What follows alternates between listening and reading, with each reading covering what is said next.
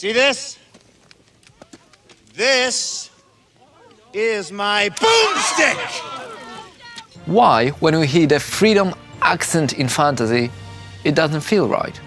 I made a video some time ago about why fantasy sounds so British, and many of you commented that it's because British just fits the fantasy genre, contrary to American accents. But why? Most of the English-speaking fantasy movies and series are made by American studios, many on American soil with American people. And fantasy is fiction. Anything goes. And yet, American dialects have no place there. You have no power here. Now a disclaimer, I have nothing against American accents and I love their variety too. However, in a fantasy setting, the movie trope is kinda grounded, even though finding a rational reason is difficult. Nevertheless, let's try it. Grant me courage, O Lord. Grant me courage, O Lord, For I am thy servant. for I am thy servant.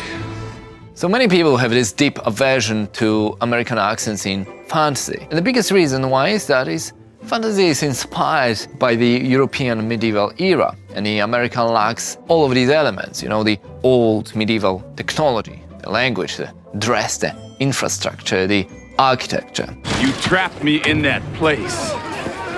Well, I'm out now, and I'm not going back. Well, you're going back, one way or another. And yes, it's also true that an English accent of today isn't technically accurate for a medieval setting. It still kinda fits, right? It sounds like it's a part of that world. I was there, Gandalf. I was there 3,000 years ago. American English is new by definition. Why don't you pick on somebody your own size? The USA is a young and vibrant nation, and we don't really associate the States with old times. Even colonial America was relatively recent compared to medieval times we associate with fantasy. No!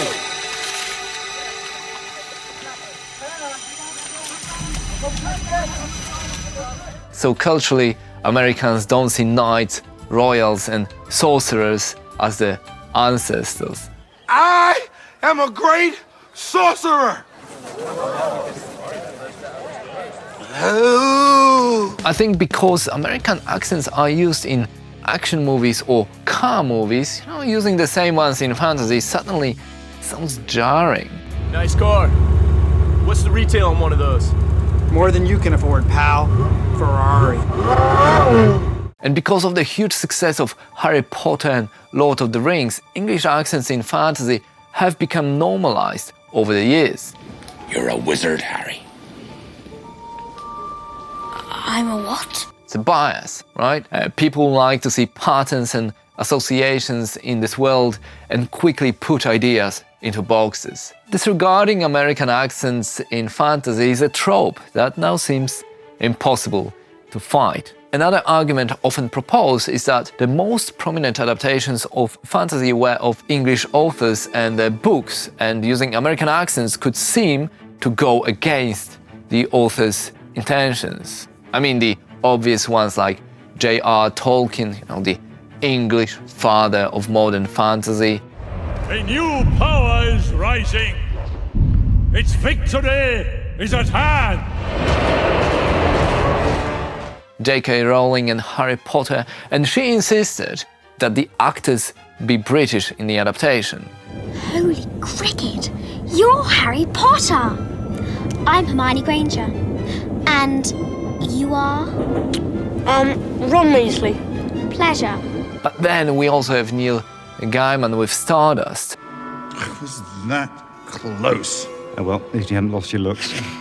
Oh, please, you're not annoyed about that whole murder thing, are you? I mean, that was 10 years ago. And the most recent Sandman. I am a dire wolf. Prey-stalking, lethal prowler. Terry Pratchett, one of my favorite fantasy writers, was English. He actually co-wrote Good Omens with Gaiman. What's all this about? Build a big boat and fill it with a travelling zoo? From what I hear, God's a bit tetchy. C.S. Lewis, a British author born in Belfast, wrote the Chronicles of Narnia. We'll see him again. When? In time. One day he'll be here, and the next he won't. Or Philip Pullman with The Golden Compass.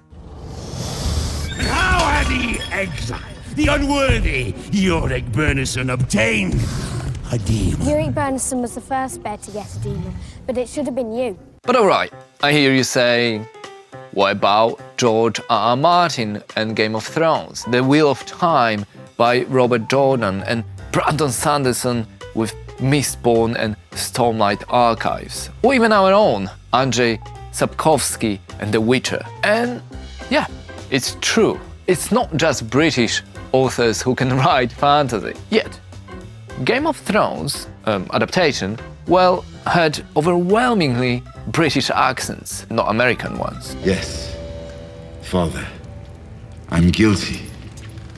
Guilty. Is that what you want to hear? You admit you poisoned the king? The Wheel of Time Amazon adaptation is slightly different because the showrunner Rafe Judkins encouraged the crew to use their own accents. However, the more important characters still speak British. It's fair to point out that we get more diversity in that show. Anfield put us here for you to do this. What if those ships are full of innocent people? What if it's not Rand? I will let 1,000 innocent people die if there's even a chance that he will live. With The Witcher, well, I wouldn't expect them to have Polish accents, but we didn't get American either. Tisea is one of the most powerful sorceresses on this continent. You should be grateful that she's willing to teach you. And when, fingers crossed, Mistborn or Stormlight Archive finally gets a deserved adaptation, I fully suspect the characters will avoid American accents too. But who knows? You know, maybe Brando Sando will break the trend. There's also a perception, which I don't necessarily agree with, that American English lacks diversity, which makes portraying different races and characters in a story more difficult. As I discussed in my other videos, using British English is easy, right? In Rings of Power, Harefoots sound like Irish. Nobody goes off trail. And nobody walks alone. That's right. Nobody goes off trail. And nobody walks alone. Dwarves are, of course, Scottish. Our people believe that when a new dwarf king is crowned, the voices of all his forebears flow into him. Elves use received pronunciation. The far west, the undying lands of Valinor. At last, they are going home. So British dialects are very distinguishable, while American aren't as much, to some people. I'm warning you, Xena. You're nothing to me now. You're breaking my heart. Again, I would disagree. I think American English has a lot of diversity. My name is Lieutenant Aldo Rain, and I'm putting together a special team, and I need me 8 soldiers. 8 Jewish American soldiers. And apparently there are about 30 major English dialects in America. I never thought I had an accent, but everyone else told me I did, so I never really understood my accent. But we say soda pop, and that was weird, I guess. But as the top comments under this video say, for foreigners, there are just 2.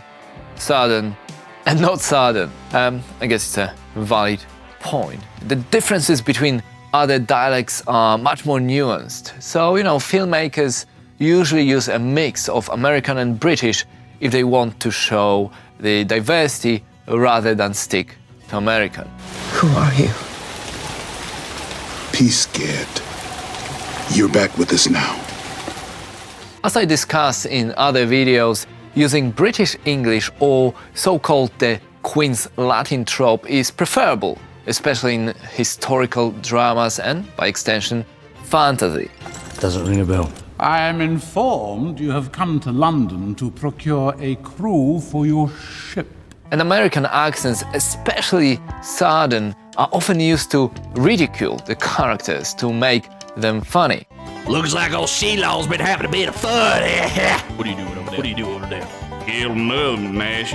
British accents have gravitas, nuance, and sometimes necessary roughness which works in fantasy. It makes the scene serious. Give it back! That's private!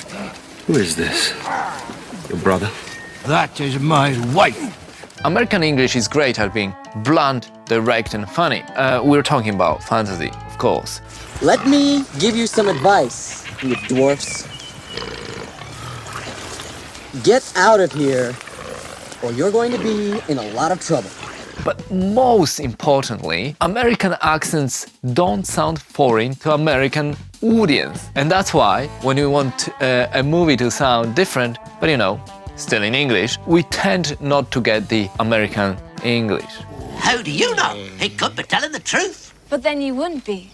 So if you told me that he said yes, I know the answer is no. But I could be telling the truth. And fantasy is all about being, well, in imaginary worlds. And British dialects sound foreign enough to American audiences without being, actually foreign. Previously on Legend of the Seeker. He is the first true seeker in the last 1,000 years. He has a destiny. Who are you to decide a man's destiny? It's not me, it's the prophecy. But it wouldn't be fair to finish the video without looking at some films and series in which American English and fantasy work. These are mostly in a modern fantasy genre, which fits the familiarity of the accent. True Blood, while the town of Bontemps is purely fictional, much of the series' first 2 seasons of True Blood were filmed in actual locations in Louisiana. Ladies and gentlemen, my name is Russell Edgington, and I have been a vampire for nearly 3,000 years. Supernatural was filmed in Vancouver, British Columbia, and surrounding areas. Powerful magic. Might have worked on any other demon, but me? Bright was alright, it was a Netflix film, but nevertheless, it's set in LA, it's all about LA cops in a fantasy world, and the accents make sense. Can't hide it, Wood. Humans have physical tells. Like the face. What's my face? The human who needs a lot more conjugal love type face. Do not wink at me like that. Shannara Chronicles was an American fantasy drama based on American series. You seriously had no idea you were being hunted? I heard rumors about some extremist Alice going after magic users, but Stolak is a neutral zone. I mentioned the Wheel of Time and its diversity of accents. We respect the One Power so much we don't believe that anyone should wield it by accident of birth. Willow is considered a classic of a genre today. Well, that was really stupid, Peck. Don't call me a Peck. Oh, I'm sorry. Peck. You be careful. And my favorite, new interview with vampire series and its reimagined Unrise story. I don't know much what you're saying, but it sure sounds nice. Only the impossible can do the impossible. And in my view, underrated Dungeons & Dragons Honor Among Thieves. And this translated the game pretty well, a game where it's all about the diversity of the characters, and that's why we had a diversity of accents too. Once the dead man is revived, we can ask him 5 questions, at which point he will die again, never to be re-revived. Were you killed in the Battle of the Everhorse? Yes. And of course, the movie we started with, Army of Darkness. It's a trick. Get an axe.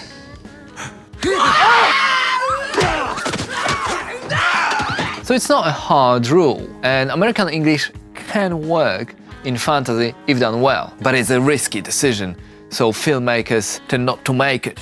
Sometimes they do, though, like with Kevin Costner playing Robin Hood with American accent, so maybe it's a good thing they don't do this as often.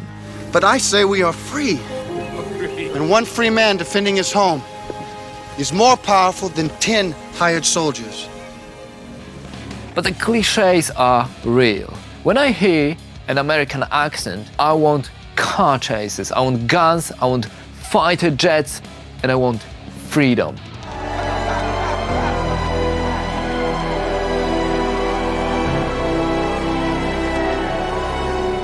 When I see dragons, when I see castles, when I see wizards, a British accent is in vogue. So I'm a simple man. I admit. But at the same time, I keep my mind open. Thanks for watching, like and subscribe, and I'll see you later.